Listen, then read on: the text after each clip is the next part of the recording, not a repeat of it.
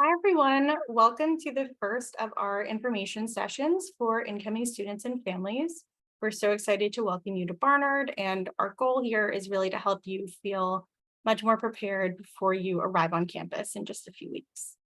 So we're so glad to have you all with us.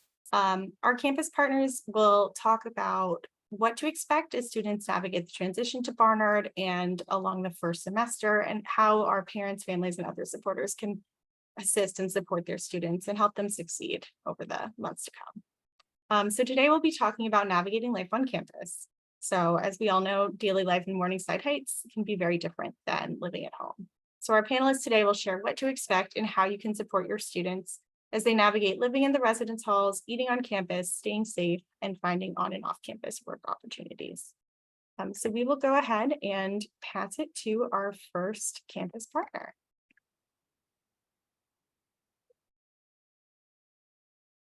Lizette?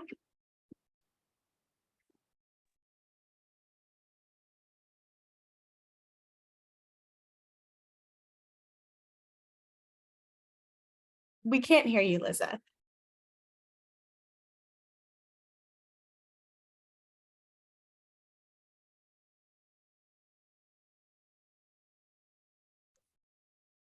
Can you hear me now? Yes. Yes. Are you able to hear me now? Yeah, we can hear you. Okay, sorry about that. Hi, everybody. My name is Lizeth Ramirez. I'm the Director for Housing Operations and Non-Residential Student Support.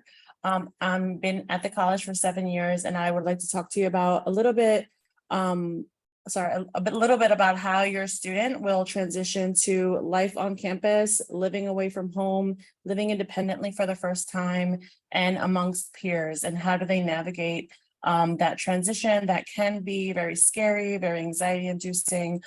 So our office offers a variety of levels of support for students transitioning to on-campus housing, as well as students who are living nearby our campus, so off campus, and we consider those students to be non-residential.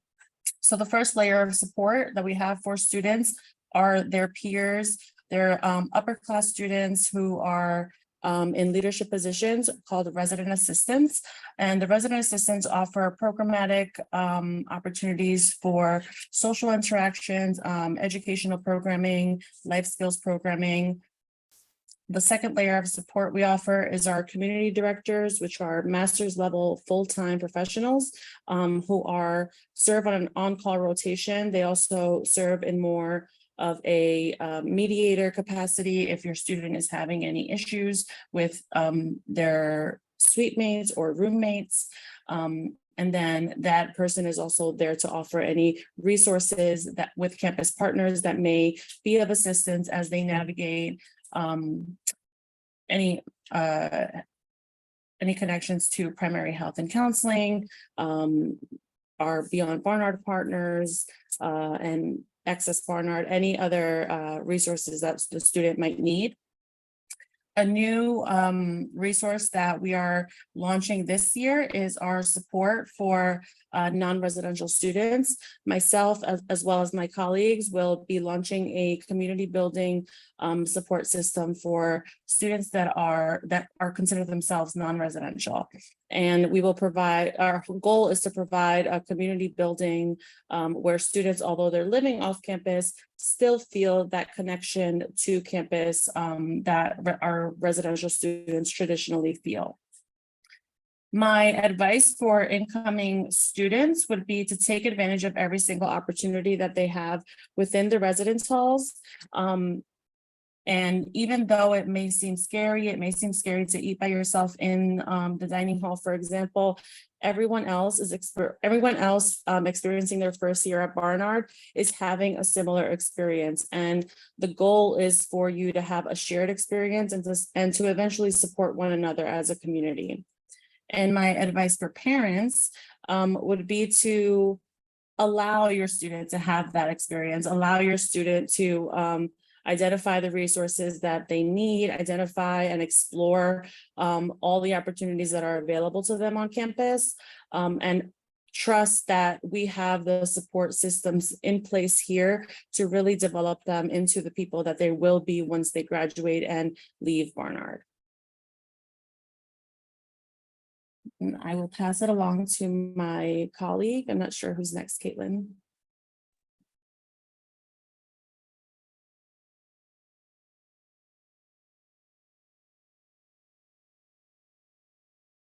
Hello, everyone.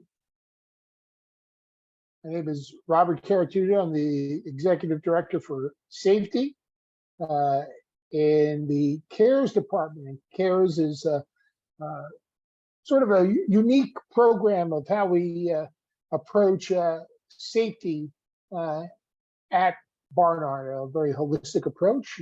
So CARES stands for Community Accountability Response and Emergency Services. If I could have the next slide, please.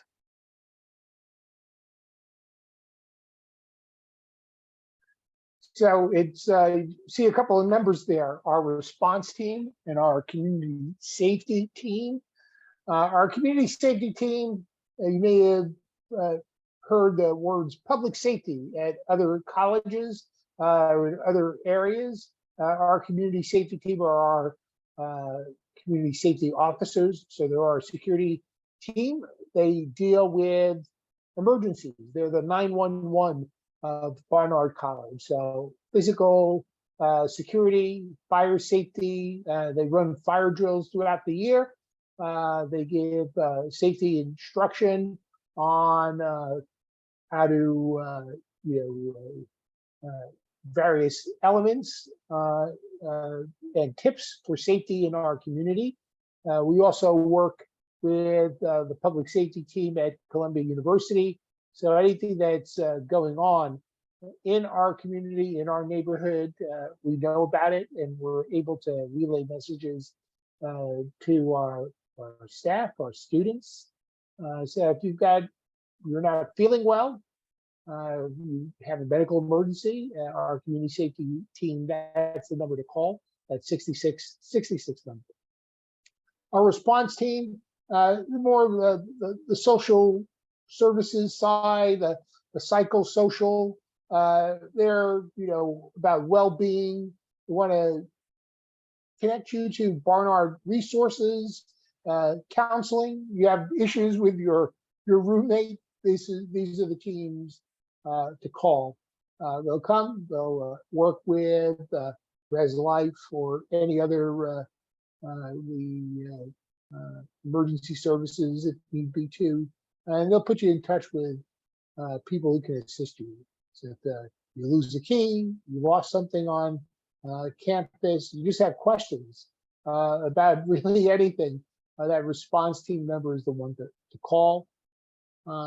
We do a series of safety presentations with students and staff throughout the year. We're also involved with Clery compliance. So we give crime statistics for the neighborhood. If there were crimes on campus, we would report them. We're also a department that deals with non-discrimination in Title IX. So it's interpersonal safety, that education, that outreach and consultation. So if you feel a need to speak with them as well, they're the team to talk to. So the response team and non-discrimination, they work hand in hand. We're all collaborating to meet the needs of our community. So as any new students here, if you forget which number to call, that's fine. We're here 24/7. That's both the response team and the community safety teams. We're all part of CARES. So you call either one of those numbers and we'll make sure that we get the right people in touch with you, put you in touch with the right resources. Next slide, please. So you can see we break it down a lot in terms of what we do. When we're talking about physical safety, it's safety from hazards like injury, slip and fall, let's see, chemical risk, biological risk. Well, we have labs here on campus, so environmental health and safety, that's part of what we do too. The CARES team was instrumental during the pandemic in helping to keep people safe. If there are severe weather emergencies, for instance, the bad air days in New York, we were assisting our community with that as well. Fire life safety speaks for itself. We have fire alarms throughout and in many of the residence halls. Those of you that have access to a kitchen, if you sometimes burn your food or your popcorn, you set off a fire alarm, we'll know about it. We'll come and check it out. We give training about that too, how to use fire extinguishers. So you should know in terms of structural safety, what we have here on campus is access control. So if you want to get into any of the buildings, you will need to use your ID card, and it's programmed to you in the classes that you take and the times that you'll be here. So that helps us secure our campus. And then it's, of course, interpersonal safety. So you'll find out lots about cybersecurity, keeping your belongings safe, and even your personal safety, teaming up with people and reading our tips that we have online. Next slide, please. So just so you know what our campus is, right? As you see all those, this little map to the side there on the right, all those blue buildings, they actually belong to Columbia University. Everything that is in those red boxes, that's actually the Barnard campus. So we're between 116th Street and 120th Street, between Broadway and Claremont Avenue, but we have residence halls just across the street on the south side. You have some as north as 121st Street, some as south as 110th Street. So we just want to know what our geography is. And so if something happens, this is the area that we will respond to. Outside of this area, what you'll see is it's things that are in blue. It'll be the Columbia University Public Safety Team. And what we will offer here, the term is what's an affiliate. So we're an affiliate at Columbia University, and their students take classes at our college and vice versa. So we're working within the Barnard community and the greater community of Morningside Heights. Next slide, please. So we got a great website. We ask that you visit it. It's got lots of great tips on how to keep safe, not just in Morningside Heights, but in the city. If you've got any questions about safety or any concerns, you reach out to our teams, either the 666 number, that's community safety, or the response team, and we'll be sure to help you out and get you connected to resources that will assist you. And I thank you very much.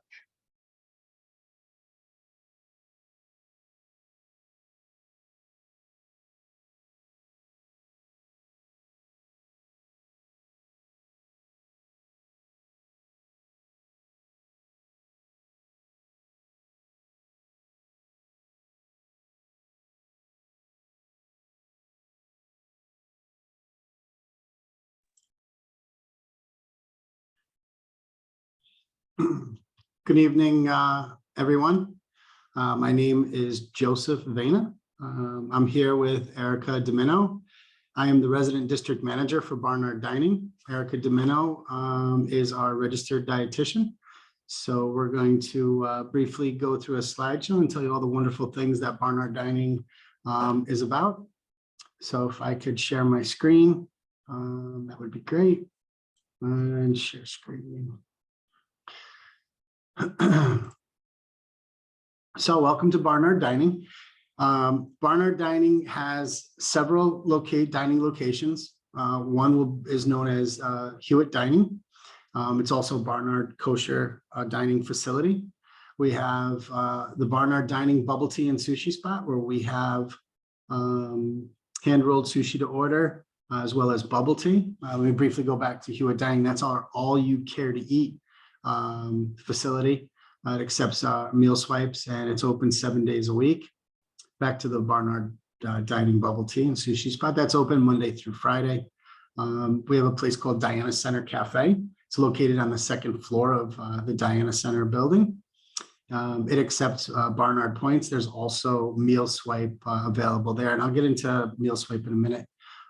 That's open Sunday through Friday. And then we have Liz's Place, which is similar to a Starbucks. It's a coffee shop where they can get specialty coffees, grab and go items, breakfast sandwiches, beverages of different varieties. That accepts Barnard points and meal plans, and that's also open 7 days a week. To briefly touch on what a meal swipe is, there's a dollar value. I'm sure you all have been exposed to the offerings of the different meal plans that they have, and all of your students will participate in the meal program. So there's a meal swipe, which if it's used, say at Hewitt, a student would tap in one time and it would cover the meal period, whether it's breakfast, lunch, or dinner. They come back for lunch, they would swipe. Again, there's a dollar value associated with that. And then there's something called Barnard points. So it's kind of like money, but we call it points. So it's used for like declining balance and for retail items. So say they wanted to be at the Diana Center Cafe and they wanted to buy something a la carte, or they wanted to buy a bag of chips and a bottled beverage, they would pay the retail value of that. Just to give you a quick insight, I'm sure there'll be more questions about that at the end of my presentation. I want you to meet again, Erica Domino, our dietitian. Erica. Thank you, Joe. I'm happy that you're all on here with us today. I'm excited to meet all of our new students when you get to campus. Like Joe said, my name's Erica Domino, and I am the campus registered dietitian with Barnard Dining. So I'm going to talk to you a little bit about some of my role and what I do on campus. So if you wanted to schedule a free one-on-one counseling session with me to discuss anything from general nutrition counseling, or you're a little overwhelmed and you just want to know how to navigate the dining facility better, you can schedule an appointment with me and we can sit down together and discuss how to reach those goals that you're looking to reach. I do dining tours. So again, if you were just a little bit unsure and wanted some more insight about your options, I could take you through all of our facilities and give you more insight into what is available to you. I set up tabling events throughout the semester, just some fun sampling events and some nutrition education where you can learn about different nutrition topics. And I also am your go-to person for allergy information, ingredient information, if you're looking for more information about that. Joe, you can go to the next slide. Sure. Just to talk a little bit about some of our offerings and how we approach inclusive dining. You will find vegan and vegetarian options in our dining locations. Just to mention Pure Eats, that's a station that we have in Hewitt Dining, the All You Care to Eat facility. Pure Eats is actually a vegan and allergy-friendly station. So at that station, you won't find any products that come from animals or animal products, and that station is free from the top 9 allergens. Okay, and Hewitt Dining is also a limited nut exposure facility. So what does that mean? The dishes that we prepare in-house at Hewitt, those are going to be prepared without peanuts and tree nuts. So any of the packaged items that you see in Hewitt and any of the dishes that we put out are made without peanuts and tree nuts. At the Diana Center Cafe, which Joe touched on, but we don't consider it limited peanut and tree nut exposure facility because we do have packaged retail items at that location that may contain nuts. So maybe a Kind bar or bagged trail mix, but we don't cook any in-house items with peanuts or tree nuts. We also have our Barnard Kosher in Hewitt Dining, so that is a separate kitchen and servery area where we have our mishgiach who manages the Barnard Kosher facility to make sure that we are in compliance, and we offer hot kosher items there. And then the halal certified meats we use throughout Hewitt Dining. Hewitt Dining is certified halal, and then the meats that we offer at Diana Center Cafe are also halal certified. And just want to touch quickly on these icons that you see at the bottom of the slide. So you will find these icons next to our menu items, so on menu boards or on what we call product ID tags, which are little tags next to our menu items. So if you see those icons, it means that that menu item falls or classifies within these classifications. So avoiding gluten is this purple icon with the G on it. If you see that icon next to a menu item, it means that that item has been made without any gluten-containing ingredients. Now, the reason we don't say gluten-free is because we don't have a separate storage and prep area for items made without gluten-containing ingredients. Our staff is trained in allergy management and celiac disease training, so they know how to prevent cross contact and the steps to take to avoid cross contact, but we cannot openly say gluten-free for that reason. If you see a dark green logo, that means the item is vegan, so made without any animal products. And then we have a vegetarian icon as well, which is the lighter green. And just a little bit more about allergy awareness. So we take this very seriously. We have a number of students that have allergies or intolerances. So we take it very seriously at Barnard, and just want to make you aware about how you would find ingredient information if you were looking for that. So if you see, I think you could see it at the bottom of the slide. We have our website called dineoncampus.com/Barnard, and on that website you can find the menu options every day. And when you click that menu item, you'll be able to see a more extensive list of ingredient information. Now, I just want to make you all aware. So we train our associates, our servers, our cooks, not to answer any allergy or ingredient questions. So what you want to do, the students are instructed to go to a manager or what we call our ingredient expert for more ingredient or allergy information. So the servers and the cooks are not going to answer ingredient information. We're going to direct students to our managers and to our ingredient expert, which might be a manager on staff, a floor manager, or our executive chef. And I am available to students. I'm at Barnard full time. My office is in Hewitt Dining in the back dining area.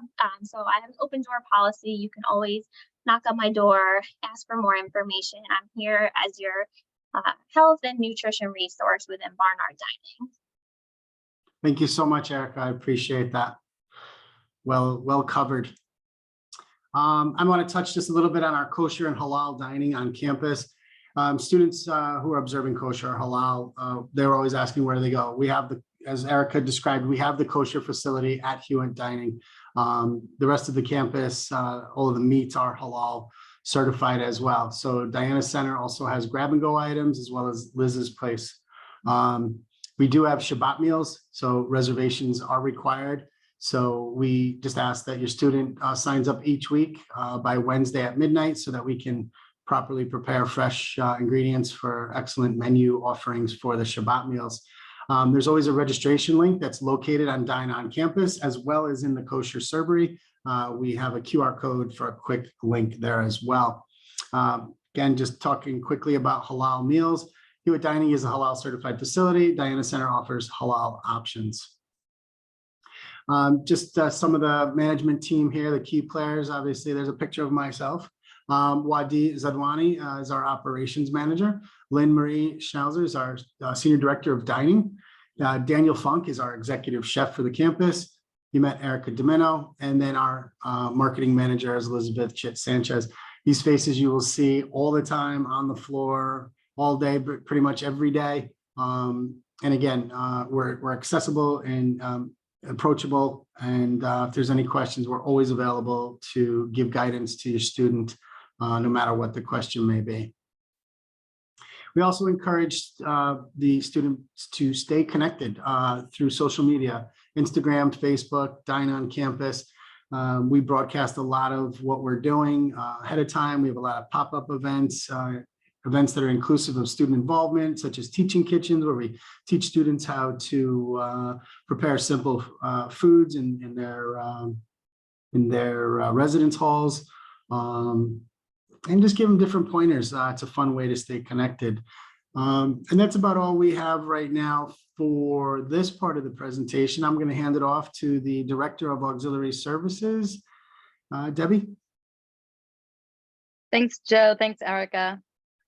Hi, everyone. I am the Director of Auxiliary Services. My name is Debbie Finkelstein, and I'm thrilled to be able to talk to you tonight about mail services and what our mail services team does. Located in the lower level Altschul building, we handle all the incoming mail and packages for students, faculty, and staff on campus. Starting August 21st, we are able to accept packages for incoming students. And we will be open. This is a big question we get. We will be open on Sunday, August 27th. So when you move in, head down to Altschul lower level and you'll see us. We have carts available. On Sunday, we are open 9:30 to 4:30.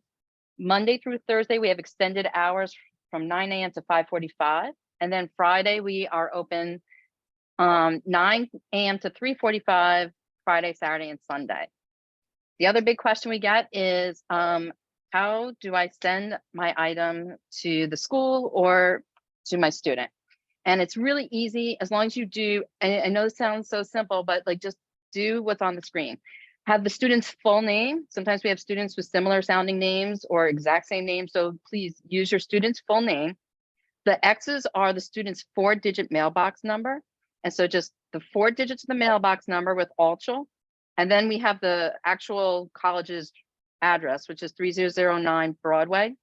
Of course, it's New York, New York, 10027. And it's also important to put it on the 6909. This is what the post office requires. And so having all this information helps us tremendously in mail services. We're able to process packages much quicker this way and get that notification out to your student. If your student's looking for the 4-digit mailbox number, that can be found through the Barnard portal, or the student can head to Student Slate and get that information directly from that location. So in mail services, we have hundreds of packages that come in every day, as you can imagine.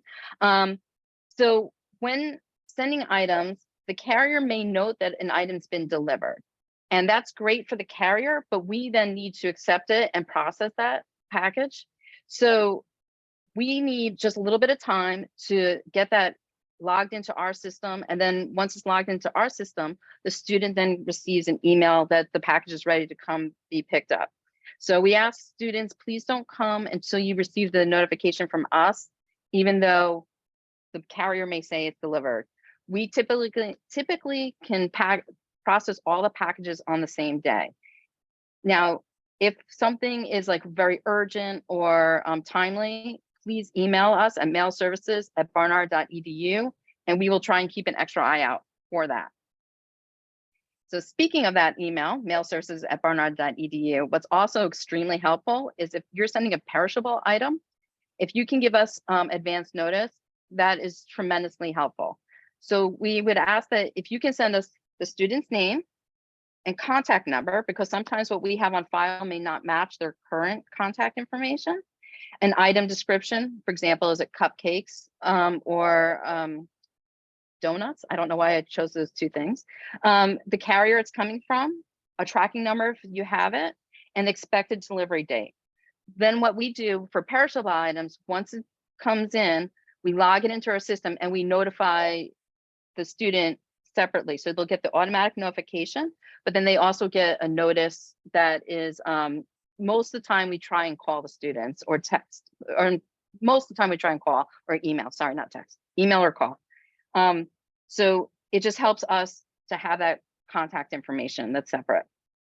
All this being said, we do not accept direct food or grocery deliveries that a student would need to coordinate directly with the service provider. That's mail services in a nutshell. If you have any questions about packages or mail, please email us at mailservices@barnard.edu.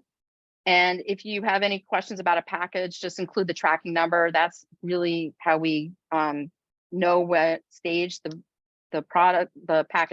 package is in as we go forward. We're here to assist however we can help. And we look forward to welcoming you and seeing you on campus very soon. So thank you for your time tonight.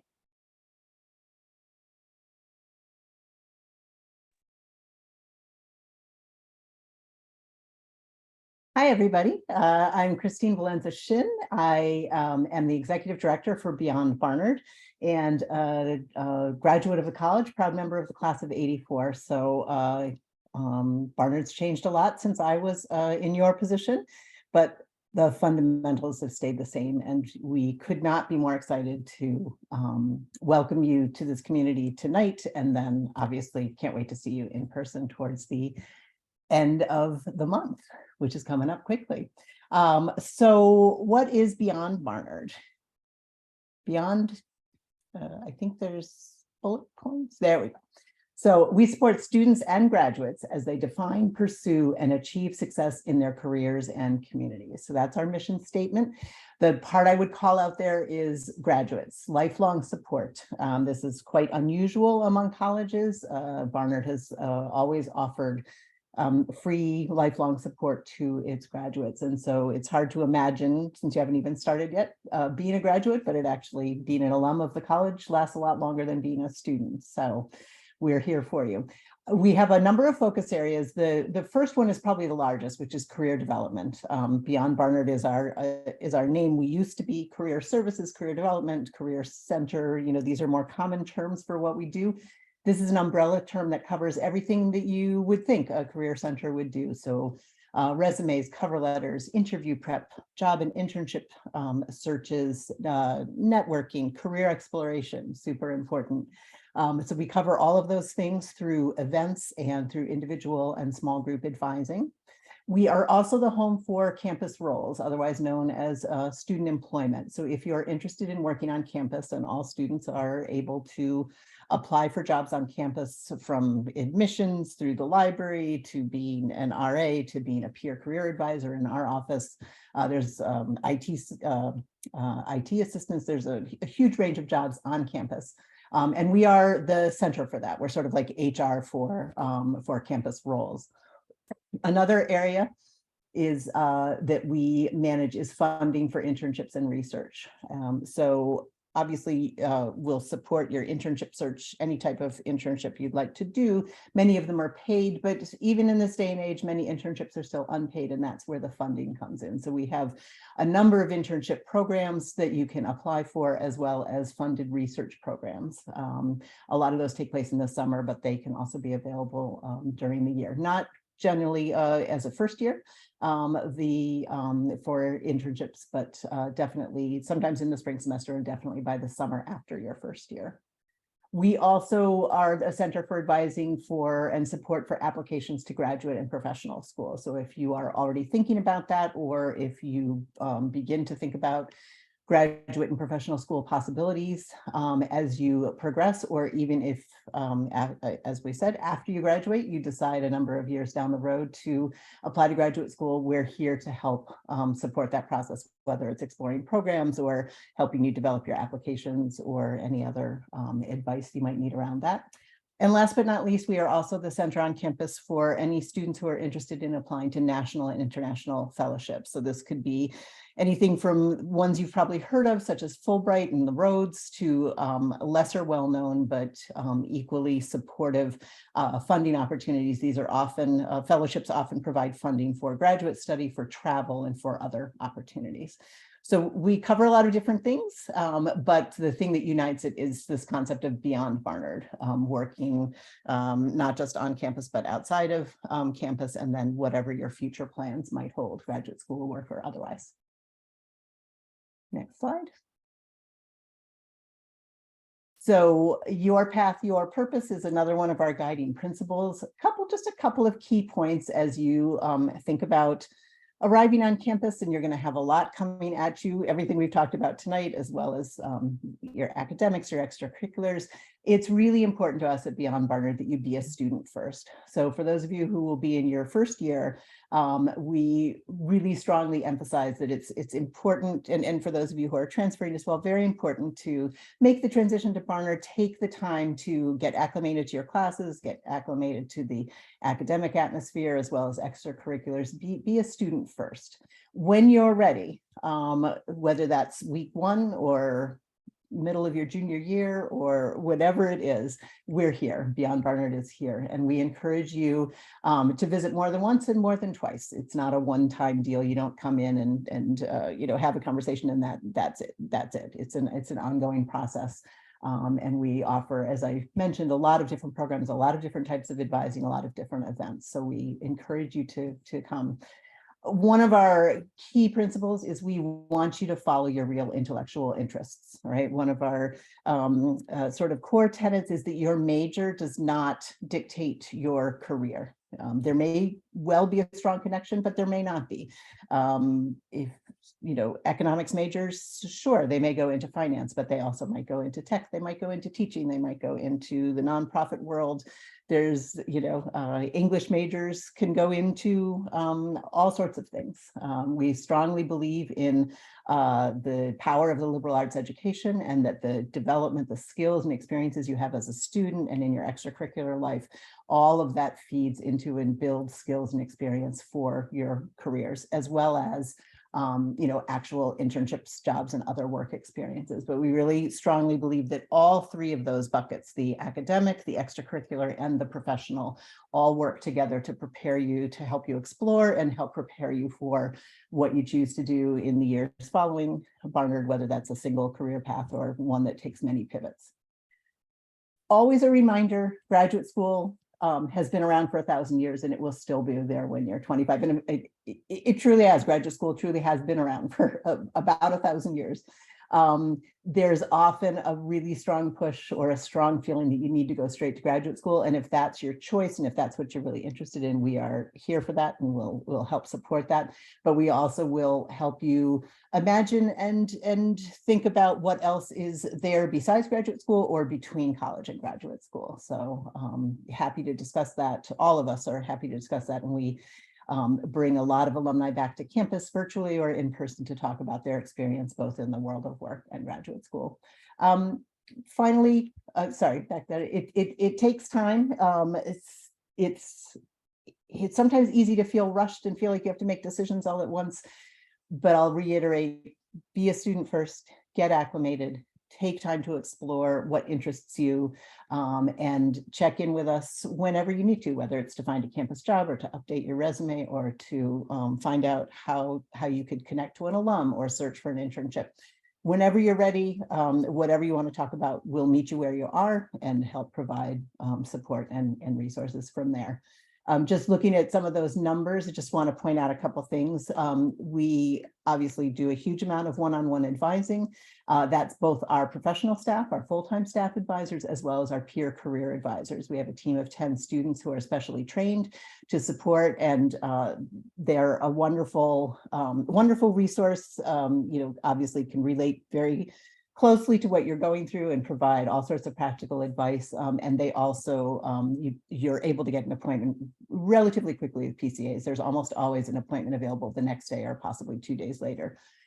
So that's one thing that we emphasize a lot. We certainly a tremendous number of students, over 75%, complete at least one internship while they're at Barnard, and very often that is a funded internship through our office. We strongly encourage you not to jump right into an internship your first semester, but happy to talk to you at any point during the first semester about what you might want to do in the spring or especially that summer after. after your first year. Mentioned a couple times that we provide internship funding, and then that placement rate, 91%. So we track very carefully where our graduates go. It's called the First Destination Survey. And over in the years since the reorganization of career services into Beyond Barnard in 2018, we've had an average of a 91% placement rate. So what that means is that 6 months after graduation, 91% of the class is either working or in graduate school that we get reports from. We do a lot of things both virtually and in person.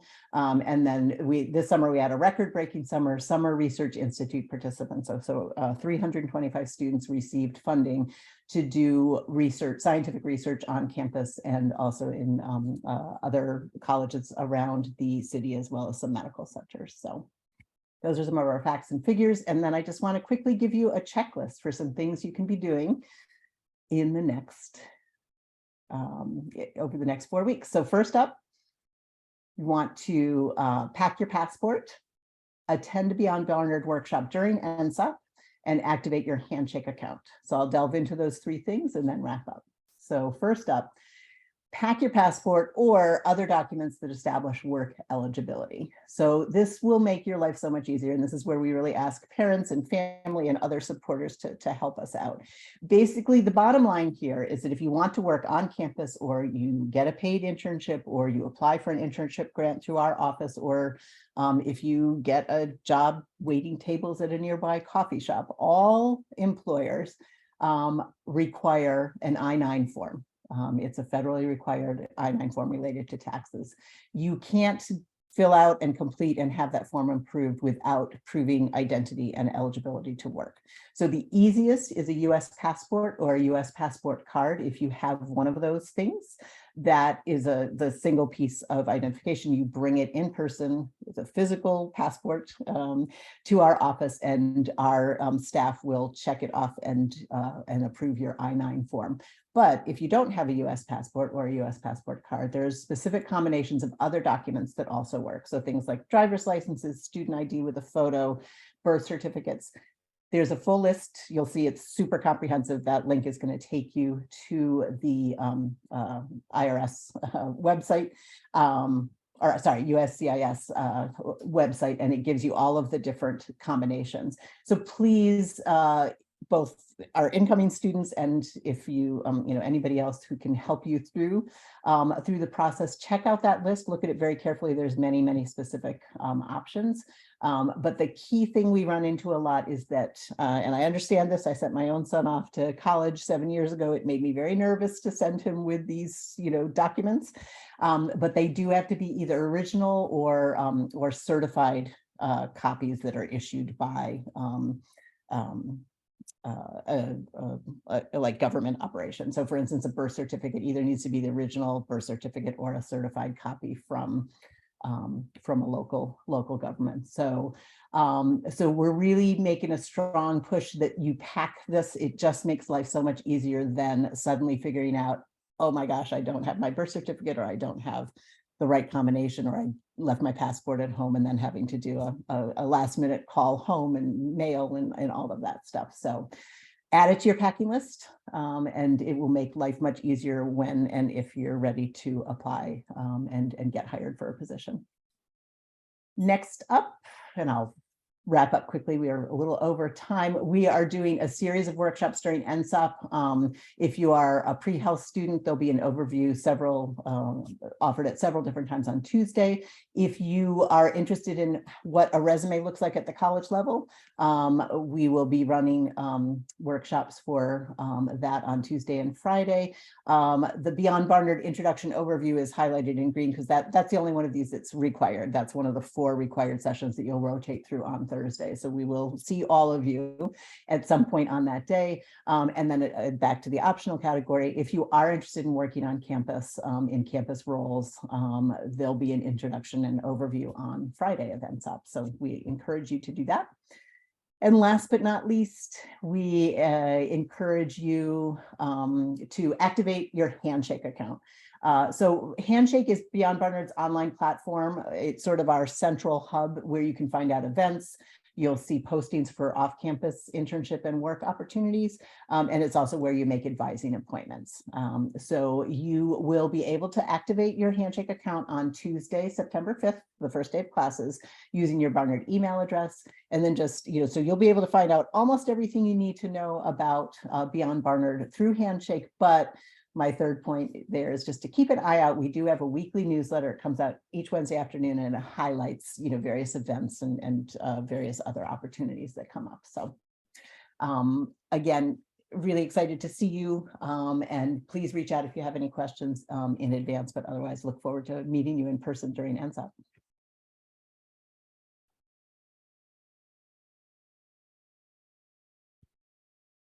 Thank you so much, Christine and everyone. I'm going to ask you all to come back on video, and we will answer some of the questions that you all have been submitting throughout the session.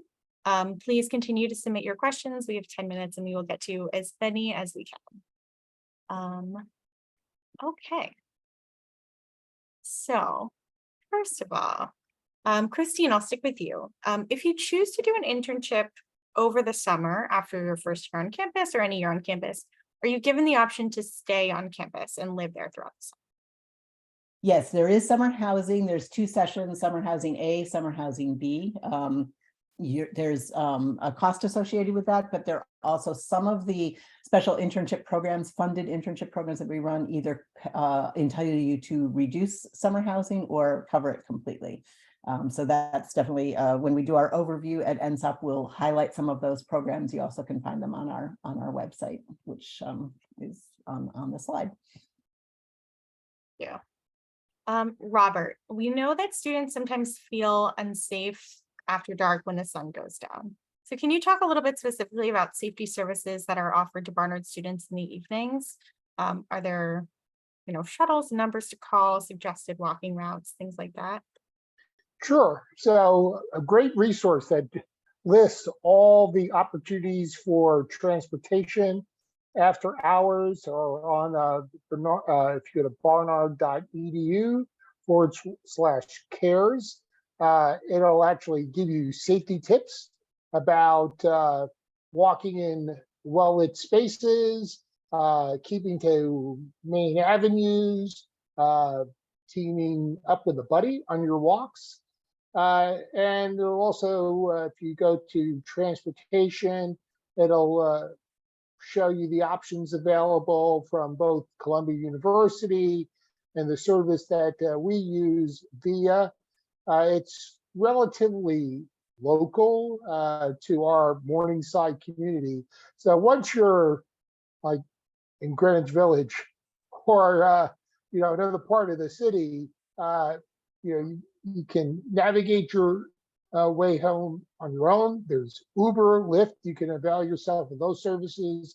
And what I would say is you're safest where there's other people. People watch people. There's also in our neighborhood, there are various businesses that you can walk into if you're feeling unsafe. And they will contact us as well. And we can offer you assistance, especially if you're off campus and you're looking for some advice. That number that's up on the screen for CARES, the non-emergency line, is a great resource. They can, remind you of some of the transportation options, help you navigate for wherever you are in the city. So that's a great resource to have and a number to have handy as well. And I can't stress enough, one of the items that we share with our entire community is about situational awareness. You're in the city or really anywhere you are, you're traveling, it's know your whereabouts, have your wits about you, and trust your instincts. If something doesn't seem right, and don't feel embarrassed to go across the street. Don't feel embarrassed to walk into a shop. Do that. If some dark street looks like you shouldn't walk down it, don't walk down. And it's trust your instincts, keep the lighted spaces after hours. And if you've got questions, you're lost, whatever. Once again, it's that non-emergency line. And they can help you navigate our city, get you back to campus. And if you're somewhere in our Morningside or Manhattanville community, Manhattanville is Columbia University. They provide transportation, various transportation services back to the campus. Thanks so much, Robert. Joe and Erica, we have a couple of questions coming in about swipes versus points and whether students can also eat at dining halls over at Columbia, and just generally what the meal plan looks like for incoming first years and transfers. Can you shed some light on that? Yeah, so thank you for the questions. Some of you I've been able to answer. There's been quite a few in a private chat their response, but let me cover it in a more broad way for everyone. So all students are on a platinum plan coming in. Your students will all be on that plan. And it equates to, I believe it's 19 meal swipes. So a meal swipe constitutes a full meal. So for example, if you're going to eat at an all you care to eat facility, such as Hewitt, you will tap in and you'll be able to go to a number of the stations, and all the food offerings there are covered under that meal swipe, okay? If you're going to, say, Diana's, and you are going to eat there, which is not an all you care to eat facility, you would get a complete meal. What a complete meal consists of is a protein, a veg, a starch, also includes a bottle of water and a choice of hand fruit or a bag of chips. So again, it constitutes a full meal. The only difference is the dining location where you choose to eat. So again, if it's Hewitt, it's the all you care to eat, that's a meal swipe. If you go to Diana's, there are meal swipe equivalent items there as well. For example, we have the Sono station, which is similar to Chipotle. So that being said, they'll get their bowl, their rice, their proteins, their toppings. They'll get a bottle of water, and they'll get a hand fruit or chips, and that is considered a meal swipe. Now, there's another thing called points, Barnard points. And what points are, they're like for like dollars. So we could actually say they're Barnard dollars. We call it Barnard points. So for example, I want to buy a bottle of Smart Water and it's $1.99, and I want to get a bag of chips or a banana, and that's 99 cents. The total comes up to, $3, making it up as we go, and they would use their Barnard points for that. So there's a dollar value associated with the Barnard points. I'd like to answer some of these more specific questions that you may all have, not in this setting, but my email is there. I'll be happy to share it in the group chat as well. And we can set up a call one-on-one with myself and some members of my team to get in more depth of how these plans work. They're not complex at all. It's just getting an understanding of what they are. So Barnard points is dollar for dollar, and meal swipes are an inclusive meal, which constitutes several items. I hope that answers the question. Yeah, so like Joe said, the platinum plan itself has the 19 meal swipes a week, and it comes with 150 Barnard points for the semester. So it would be like a declining balance. You have the option to use the swipes, and if you were getting something that doesn't equate to a swipe, you would use your points, and those points would decline from that 150. Yes, thank you, Erica. You said it much more eloquently than I did. And the other thing too is I know someone had asked a question about kosher. So if a student is observing kosher, then what would happen is you would have your platinum plan, and then those meal swipes you would also sign up additionally for kosher. So we would be able to track that your student is using their meal swipes in declining balance for kosher items. So it's just an additional alert that we need to know about so that we can take care of your students to the best of our ability. I saw a question about allergy information being posted in the dining hall. So I just want to clear that up. We don't have specific call outs for allergens inside of the dining hall. So you're not going to see under the menu item contains statements. We don't put that out in the dining halls. If you wanted, all you would see is those logos that I had mentioned, the avoiding gluten, the vegan, and the vegetarian. If you wanted more specific ingredient information, then you would visit that dineoncampus.com/Barnard website, click the menu, the meal period, the location that you're visiting, the menu will populate, and then you can click each individual item to find out about the ingredient information, or you can speak to a manager, myself, or the chef if you're looking for more ingredient or allergen information. So I just want to piggyback on this because I see a lot of questions coming in on this. Someone has asked, do points come with the meal plan? Yes, to Erica's point, Platinum comes with $150. Can you add more? Yes, you can add more money at any time you want. So that being said, I'm gonna, Caitlin, I'm gonna post a couple of emails for the students and parents to be able to ask us questions kind of offline, because we could be, I promise you, we could be here for 4 hours. Yeah. I'm no stranger to the lots of the questions, but I'm glad that's what we're here for. So everyone, please feel comfortable in reaching out to the emails that I'm going to post here. Thanks so much to both. And then I know we are just about at time. Lizeth, I'll go to you quickly. I know we had a couple of folks ask about whether there is safes or other storage for valuables in the residence halls and what you recommend for students. So we don't have safes available in the residence halls or in any of our rooms. Students are more than welcome to bring a safe. I've honestly never heard of a student bringing a safe, but you are more than welcome to bring a safe that you can physically carry up to your room.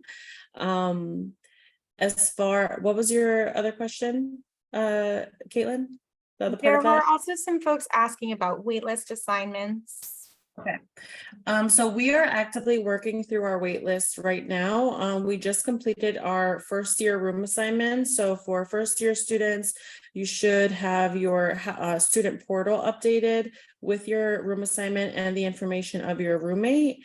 So our next step is within the next week or so to work through all of our other students, are guaranteed student assignments, and as well as the students who have come up off the wait list in the last few weeks. So we hope to have those updated within the next week or so, but definitely before move-in day. Thanks so much, Lizeth. Thanks to all of you for being here. Thank you for sharing all of this information with our students and families. This is immensely helpful. For all of you, feel free to take a picture or a screenshot of this information, but also if you ever don't remember who to reach out to with a question, or you're not sure where to find information, feel free to reach out to me. I'm here, especially for our parents and families in attendance.